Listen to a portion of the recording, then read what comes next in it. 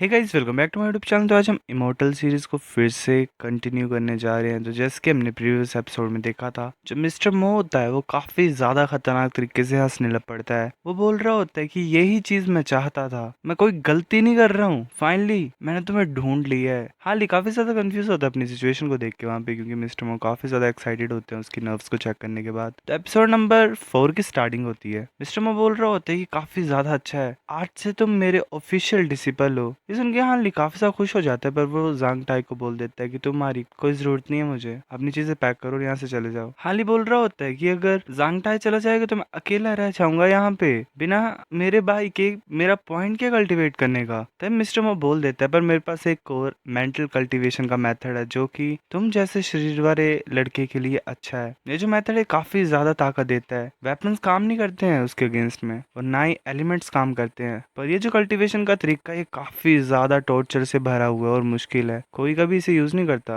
मैं सोच रहा हूँ कि तुम करोगे। जांग टाई बोलता है मैं करूंगा। वो मान जाता है। जांग टाई बोल रहा होता है कि मैं हाली के साथ रहूंगा और ताकतवर बनूंगा, तो मैं करना चाहता हूँ। हाली बोल रहा होता है कि वेपन्स के अगेंस्ट में तुम जीत पाओगे, ये कितना ज्यादा कमाल का है। मिस्टर मो बोलता है, मतलब मिस्टर मो देख ही रहा होता है उन दोनों को ऐसे खुश होते हुए। वो जाते हुए बोल रहा होता है कि चलो ठीक है। फिर वो काफी खुश होते हैं दोनों। फिर ऐसे 2 मंथ पास हो जाते हैं। कोई दो इंसान मटेरियल्स को इकट्ठा करके मिस्टर मो के पास रख के चले जाते हैं। वो जो लोग होते हैं वो जाते हुए देख रहे होते हैं एक स्टोन हाउस को। वो आपस में बात कर रहे होते हैं कि ये तो स्टोन हाउस है, ट्रेनिंग ग्राउंड, जो कि एल्डर्स या फिर होल मास्टर्स जो होते हैं हमारे सेक्ट के, वही यूज कर सकते हैं। डॉक्टर मो ने एक्चुअल में एल्डर्स को मना लिया इस स्टोन हाउस को रिपेयर करने के लिए, हार्ली के लिए। वाओ, ये कुछ ज्यादा ही इसे चीज नहीं दे रहे हैं। किस तरीके का जीनियस है वो, हमें हाल नहीं दिखाई देता है। 2 मंथ हो गए थे और हार्ली इंडिसिपल बन गया था। अब तुम बोल सकते हो कि मतलब काफी ज्यादा पॉपुलर हो चुका था वो गॉड हैंड वैली में। जब से वो टेस्ट को उसने क्लियर कर लिया था, तो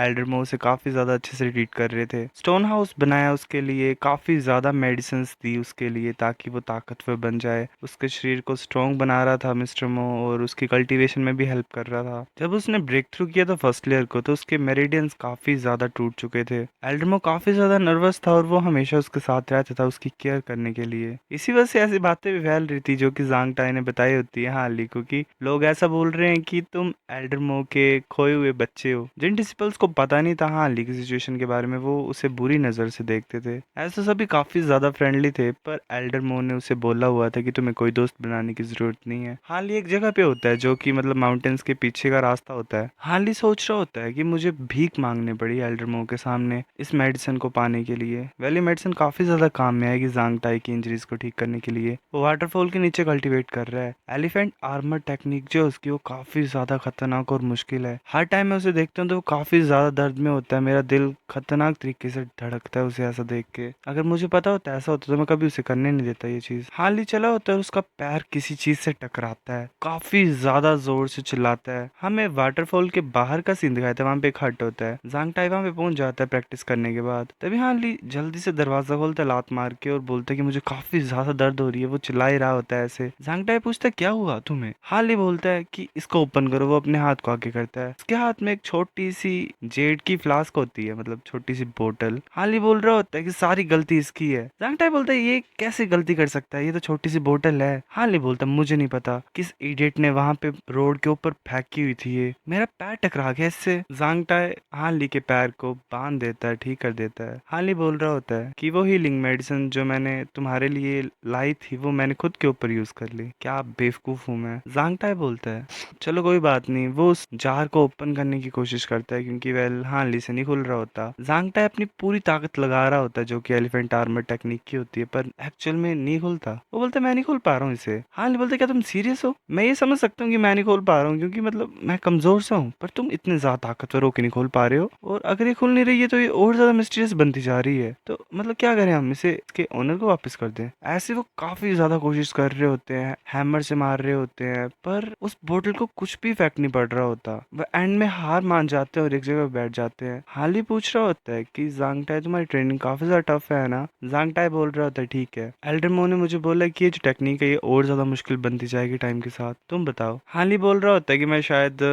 मतलब सबसे ज्यादा यूजलेस हूँ अभी 7 प्रोफाउंड गेट सेक्ट में, इसके बारे में बात ही नहीं करते। एल्डर मो ने बोला कि मार्शल आर्ट्स ट्रेनिंग मेरे रास्ते में आएगी मेरी कल्टीवेशन के, तो उन्होंने मुझे मना कर दिया लर्न करने के लिए। लिए। ज़ांग टाई बोलते चिंता मत करो, जब मैं एक शेर को अपने हाथों से फाड़ दूंगा या फिर लेपर्ड को, तब मैं तुम्हें प्रोटेक्ट करूंगा। अभी मुझे प्रैक्टिस करने की जरूरत है। हान ली बोल रहा होता है, पर तुम्हारी एलिफेंट आर्मर टेक्निक काफी ज्यादा टॉर्चर भरी है, पर अगर तुम ट्रेन नहीं करोगे तो एल्डर मो तुम्हें वापस भेज देंगे। वो फिर ऐसे ही ट्रेनिंग करने की सोचते हैं एंड तक। फिर हमें रात का सीन दिखाया जाता है हान ली के घर का। हान ली सोते हुए देख रहा होता है उस जेड को, मतलब उस बोतल को। सोच रहा होता है कि किस चीज से बना है ये, इतना ज्यादा टफ है और इतना हैवी है। फिर वो ऐसे सो जाता है। वो सोया होता है तभी उसे काफी ज्यादा ठंड फील हो रही होती है। वो उस बोतल की तरफ देखता है, बोतल से कुछ अलग सी एनर्जी रिलीज हो रही होती है। वो डर के उस बोतल को फेंक देता है। वो बोतल की तरफ देख के सोच रहा होता है, बोतल ये है क्या? वो कुछ लाइट को फील कर पा रहा होता है। वो बोलता है ये बोतल इन छोटे लाइट बोल्स को अब्जॉर्ब कर रहा है, ऐसे ठंडा फील हो रहे हैं। ये है क्या चीज? ये आए कहां से है? ये स्काईलाइट है, ऊपर से आ रही है ये एनर्जी सी, ये अंदर की तरफ आ रहे हैं बाहर से। इसका मतलब अगर मुझे ज्यादा लाइट इकट्ठे करनी है तो मुझे बाहर जाना चाहिए। फिर वो बाहर जाता है और वहाँ काफी ज्यादा लाइट के बोल्स को इकट्ठा कर रहा होता है उस जार में। वो सोच रहा होता है कि वेल सही है, अगर मैं इसे बाहर रखूंगा तो ये ज्यादा लाइट को अब्सॉर्ब कर पाएगा। ये छोटी सी बोतल सच में कुछ कमाल की चीज है, मुझे काफी अच्छी लग रही है। ये किस तरीके की चीज होगी, किस तरीके का ट्रेजर होगा ये? अगर मैं इसे हर दिन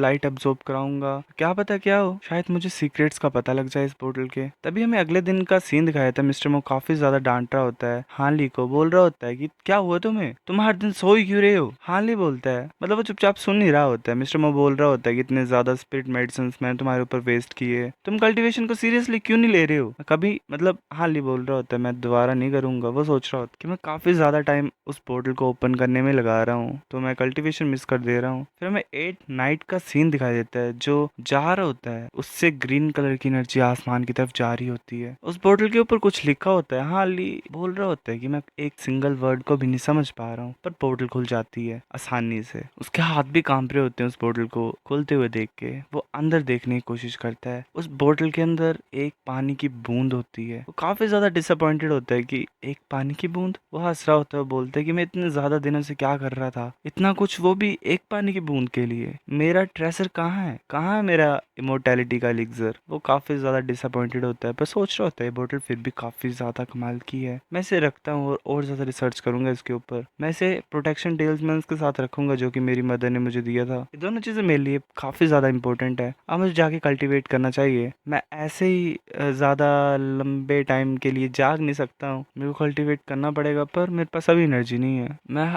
आधे दिन से कल्टीवेट कर रहा हूँ पर मैं कुछ भी फील नहीं कर पा रहा। मुझे मास्टर से भीख मांगनी पड़ेगी फिर से कुछ सिखाने के लिए। ठीक है, मैंने डिसाइड कर लिया, मुझे कल्टीवेशन नहीं पसंद है इस अजीब तरीके से। वो अगले दिन मास्टर के पास जाता है। वो कुछ बोलने लगता था, मास्टर बोल देता है कि डबल, अगर तुम फर्स्ट लेवल में ब्रेक थ्रू करोगे तो जो अमाउंट ऑफ सिल्वर मैं तुम्हें हर मंथ देता हूँ उसे मैं डबल कर दूंगा। अगर तुम इस ऑफर को मना करते हो तो तुम्हें कभी इस तरीके की अपॉर्चुनिटी नहीं आएगी। उसका मास्टर उसे अच्छी तरीके से जान गया होता है कि पैसा कितना ज्यादा इंपॉर्टेंट है हानली के लिए। और वेल हानली मास्टर मो के चक्कर में फंस जाता है। वो बोल देता है कि हाँ मुझे कल्टीवेशन काफी ज्यादा पसंद है, और वो चला जाता है कल्टीवेट करने के लिए। बाकी लोगों में तो यही चला होता है कि वाह ये तो हानली है, कितना ज्यादा हार्ड वर्किंग है ये एक्सपेक्ट कर सकते हैं हम एक जीनियस से। फिर ऐसे टाइम धीरे धीरे करके बीतने लग पड़ा। विंटर आ गई, स्प्रिंग आ गई, फिर उसके बाद गोड हैंड वैली में हानली कल्टीवेशन, मतलब जो कल्टीवेशन ही कर रहा था एक तरीके से पैसे के लिए, मतलब पैसा नहीं, जो उसके मास्टर ने उसे काइंडनेस दिखाई थी उसको वापस करने के लिए दिन प्रतिदिन, मतलब मेनली पैसा ही रीजन है। जैसे जैसे हानली एडवांस कर रहा था आगे की तरफ, एल्डर मो ने गोड हैंड वैली को सील कर दिया था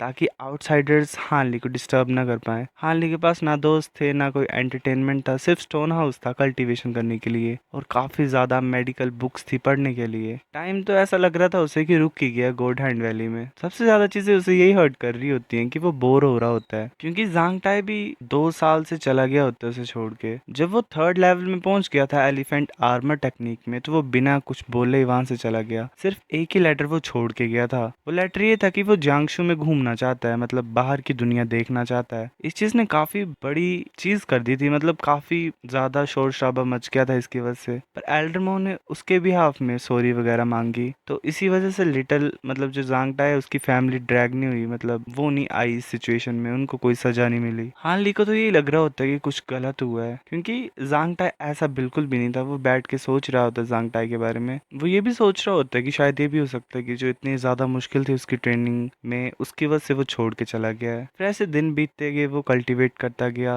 वो थर्ड लेवल में ब्रेक थ्रू कर गया उस चैंट के। उसकी सेंसेस काफ़ी ज़्यादा शार्प बन गई थी। इसकी वजह से वो फील कर पा रहा था कि एल्डरमो के नज़र के पीछे कुछ और भी चीज़ है। वो पहुंच जाता है वहाँ पे। एल्डरमो बोल रहा होता है कि आओ खाओ मेरे साथ। कभी कभी उसे ऐसा लगता था कि वो किसी जिंदा इंसान की तरफ देख ही नहीं रहा है। मतलब जब वो हानली की तरफ देखता था उसे ऐसा लगता था कि वो ऑब्जेक्ट की तरफ देख रहा है, मतलब हानली अपने आप को बता रहा है। ऐसा कि वो काफी ज्यादा रेयर ट्रेजर की तरफ देख रहा होता है जो कि उसी का ही है। मैं कुछ भी नहीं हूँ, मैं एक बस फार्मर का लड़का हूँ। मेरे पास ऐसी क्या चीज होगी जो एल्डरमो इतने ज्यादा ऑब्सेस्ड है मेरे लिए। मुझे लगता है मेरी सेंसिटिविटी मेरी कल्टीवेशन की वजह से हुई है। एल्डरमो काफी ज्यादा अच्छे से मुझे ट्रीट कर रहे हैं, मुझे ज्यादा गलत नहीं सोचना चाहिए। इसी तरीके से मैंने अपने आप को कन्विंस किया और ये अपनी फीलिंग को हटा दिया। सो गाइज ये एपिसोड इतना ही था।